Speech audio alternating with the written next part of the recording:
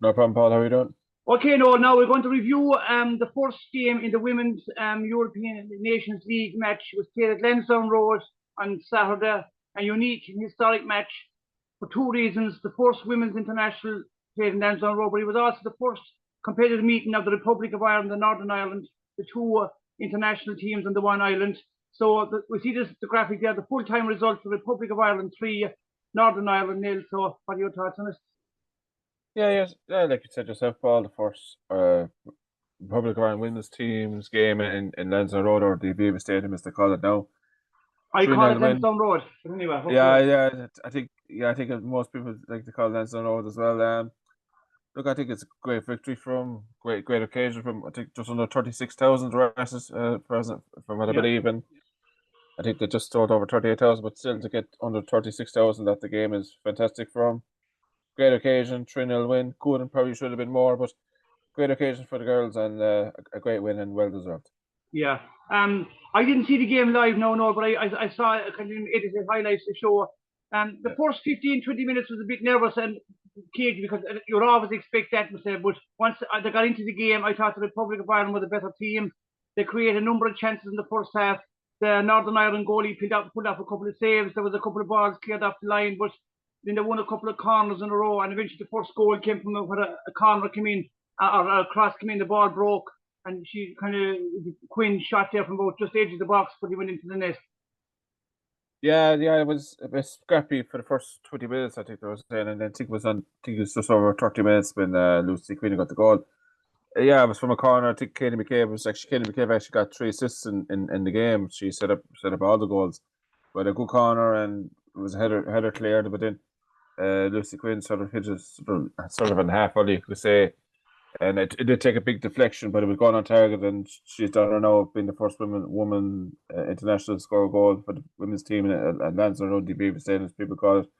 So I think it's a great occasion for Lucy Quinn. Good shot uh, on target, so they're not going to take that goal away from her. So yeah, look, was brilliant. From second goal was a big mix up. It was I think Northern around the attack, and the ball was cleared, and very bad mix up between the defender and the goalkeeper. The goalkeeper way off her line.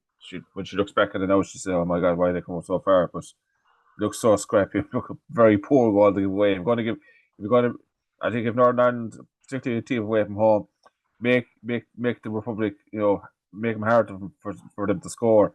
But the second goal was like a comic show altogether. It was just, when you look back at it, it's just real to look back at it and say, how the hell did we manage to concede that one? But Grusha took it well, and then Lily Egg with corner, good header actually. Good header. I thought it was Louise Quinn that got it, but it was Lily Egg. I think she was on to the pitch 2 minutes, and it was hit off the post with over the line before the keeper caught it.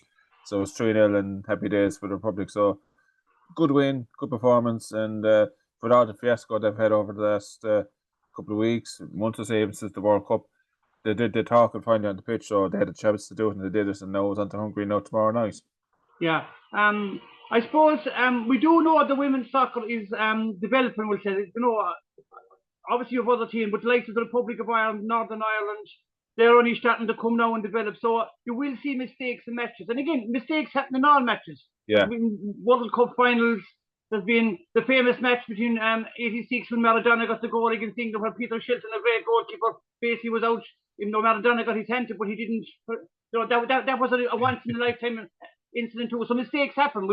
I will never criticise a player for mistakes, but we have to realise the women's soccer is still only getting up there, particularly in the Republic of Ireland and all that. So there's going to be some poor play, some mistakes, but the key point is when a mistake happens, the opposition makes a mistake, you pounce on it and you capitalise and get the score. So you have to compliment Irish player for the second goal. She almost anticipated the mistake and she did finish it. Look, well, even though it's an empty net foot, I've seen players kick the ball wide in positions. Although I know, yeah, there's been some bad misses in all sports, in all walks of the football as well. Like, so, look, it's a great victory, great goal to get.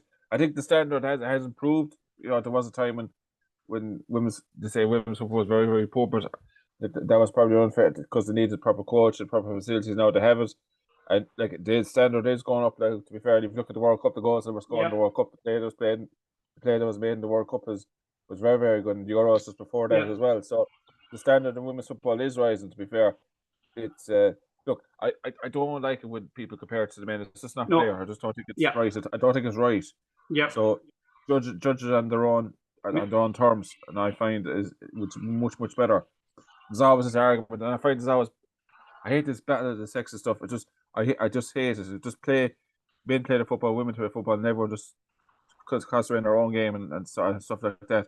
But all these comparisons, I find it unnecessary, Paul, to be quite honest with you. Yeah, I agree with you. Yeah, I agree with you on that. Do you take each game in its own comparison? But the only thing I'm saying, because the game is developing, obviously, as they get more players, younger players playing it and coached and get playing with teams, and gradually, the bigger the base you have, you're stronger at the top level, will become stronger and stronger. So it will automatically, the more players involved, it will automatically get stronger as more quality will rise to the top, as the old saying goes. Oh, yeah, that's just it, Paul. I think the fact that, look, the football, the FAI's put a lot of support into the team and stuff like that. So, and they've been rewarded now. They've qualified for the World Cup.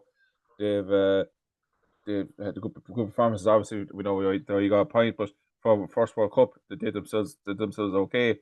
And I think now they can push on now and qualify for the Euros, hopefully. And obviously now they need Eileen Leeson. She's interim manager. She took the team over in this game, and the game against Hungary. We don't know what's long term what's going to happen, because there's been a few people been linked with the job and stuff like that. But we need and from a point of view of getting a new manager in, this result and the occasion, I think, will help that. You know, the fact that they're able to get 35 under 36,000 at the game, the way the performances.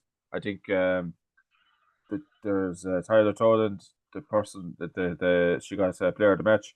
She played very, very well. She was 4 years ago. She had a big disagreement with Vera Powell. She wasn't chosen again in the camp. She didn't actually play for Vera Powell. And then new player that came into the squad literally got her Irish citizenship a couple of days ago. Caitlin Hayes, I don't know if you've seen it, Paul. Yeah, she's from Scotland, but I think she's from Irish connections to her grandfather, I believe. Grandfather, I think she was born in England, and I think she went to America, and now she's playing with Celtic. So I think she grew up in England, as far as I know, and she got her Irish citizenship there a couple of days ago, and she qualified obviously to play for us now. And I thought she played very, very well. No, like yourself, Paul, I couldn't see the match live. I was working, but it was I saw the Majesty review the game. She played very, very well. I mean, she was pinging balls from her right back to across the pitch down the wings. She played very, very well. And she was herself and Tyler Toland definitely were the two standout players in terms of new players. They fitted in very well seamlessly, to be honest with you, and I think it's very good for the Republic now. Yeah, no, before we move on to Tuesday, I did mention a few podcasts ago that the Irish, you will have players in England and America, as you said, two Irish connections will be available. Now, I'm not saying you bring in 8 or 9 because that wouldn't be right, but you definitely bring in a couple, 3 or 4, if they want to come in, they have the commitment and they have the quality. Because as we said, it has happened with the men's team in the past. You need that extra couple of players to really give you the extra strength in your depth with it, So she seems to be a good player. Now, I presume Glasgow Celtic is I just don't know in the women's team how strong they are, but obviously she's a good quality player. So, but any player who's playing professionally in England or playing at top level, there would be an addition. But I think that will be a future place where you can pick up 1 or 2 players, as I always said, is to put the jam on top to give the extra strength and depth. Well, I remember you were there was a couple of years ago with Rice and Willis, and I remember you saying I remember the phrase you said: "We have to be ruthless. If the players qualify, the manager's responsibility is to get the best players on the pitch." And I think there's many other countries that are using it. The grandparent rule we used it in the past. Jack Charlton used it in the past. McCarthy. So we don't have to make any apologies if the player wants to play for Ireland, men or women's. And they're committed, like we said, and they're good players. We're going to have to. Obviously, we all love our own homegrown players as well. But at the end of the day, if it wasn't for them, and not to any fault of their families only, Irish people have always emigrated to England and Scotland and America and stuff like that. So it's just the way, just fact of life with Irish people. But the fact that now we're able to get these players in, I say more to it. And if they want to play for Ireland and if they feel Irish and they're committed, I have no problem with it, to be honest with you, Paul. No, the only thing, I fully agree with that. I only hope, And there was a suggestion there in the men's team that you might have players be looking to play for England, and almost if they didn't get picked in an English squad, they'd say, I won't mention the player. There's a particular player a few years ago in the men's. He was waiting. He was asked to play for Ireland. He was humming the honk because he was waiting to be called up with the English squad. But eventually his time moved on. So I just hope that we're not getting rejects who are maybe but players maybe who never got into an English system but would have an Irish connection and would have a qualification for Ireland. That would be the only concern I'd have. I wouldn't like to get someone that was in an English panel, maybe an underage or something, and just dropped out and came across. Yeah, that can happen, Paul. To be honest with you, it can happen.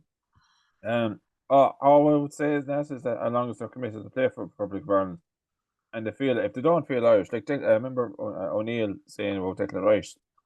Declan Rice played 3 international games, but the minute England saw interest, Declan Rice had to make a choice. Did he feel Irish or did he feel English? And Martin O'Neill he said deep down he felt English. So he made the call and he said, look, I've had I've come through maybe the system in Ireland, but at the end of the day, I feel more English than Irish, and that's fair enough. You're just going to have to bear with it. Like, we've taken players from the north as well, like James McLean. Obviously, James McLean probably from a certain area in Northern Ireland. Probably didn't feel Jerry.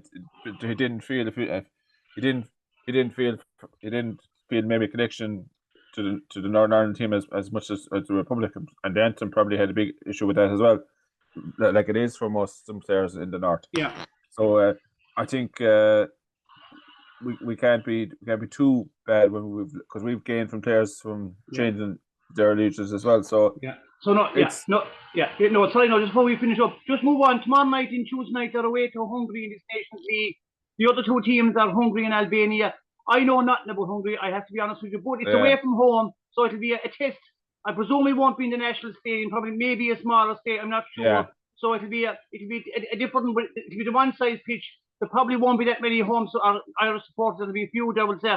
But so it'll be a different test for the players away from home, and it'll be interesting how they carry on. I don't know anything about Hungary, but I'm sure there'll be much the same standard as Ireland, maybe. So what are your thoughts just before we finish up? Yeah, you're right, Paul. It'll be a smaller stadium. Obviously, they're gonna have a massive high after coming out of the stadium now in Dublin. Just under 36,000. Everyone really, majority of the crowd behind them. The anthem, singing the goals, and stuff like that, and the pattern of play. The pitch was very good. Now I don't know what state now the pitch in Hungary is going to be, probably because it's going to be a smaller ground. It's going to be probably won't be many supporters at the game. Let's face it, but it's a different test now, and this is the sort of performances now that they need to put in and get the victories, because there's been a lot of talk about this team and talk of sheep. Said now we need results away from home as well. And I think they're good enough to get it. If you ask me for prediction, I'd say maybe 2-1 the Republic of Ireland. I just feel that there's a good momentum now behind them. That victory will do the world of good. I think they'll do obviously a lot of talk about, as I said, talk about the team. They'll do the talking on the pitch now, and I think they'll come away with a 2-1 victory, have 6 points, and that'll be a good show now for the new manager that's going to come in. Hopefully, just sometime later on this year, because they do need a permanent manager soon enough. Yeah. No, I take a draw away from home that game after the win at home. I take a draw. Hungary drew with Albania, but I would take a draw. Long as we don't lose the game, because the target is to win this 4-team group. So I would take a draw, but hopefully for a win, we'll say.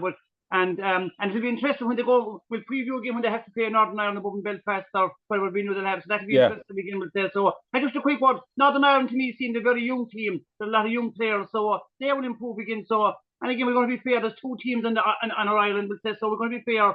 And they seem to be a very young team, a lot of inexperienced players. Yeah. But I'm sure they will make it. They will be very competitive, and it'll be a very interesting game when they are at home to Republic into Belfast. So just a quick word before we finish up. Yeah, I think. I think Northern Ireland they fall off a little bit to the qualify for the Euros. And to be fair, they were the first women's team on the island of Ireland to qualify for a major tournament. To be fair, let's call it a spade here. Yeah. They beat Ukraine in the playoff, where we lost them in the group stages, and they did very, very well. And I think they got a horrible group. They got a group in there with England, and it's a bit unfortunate the way the group went for them.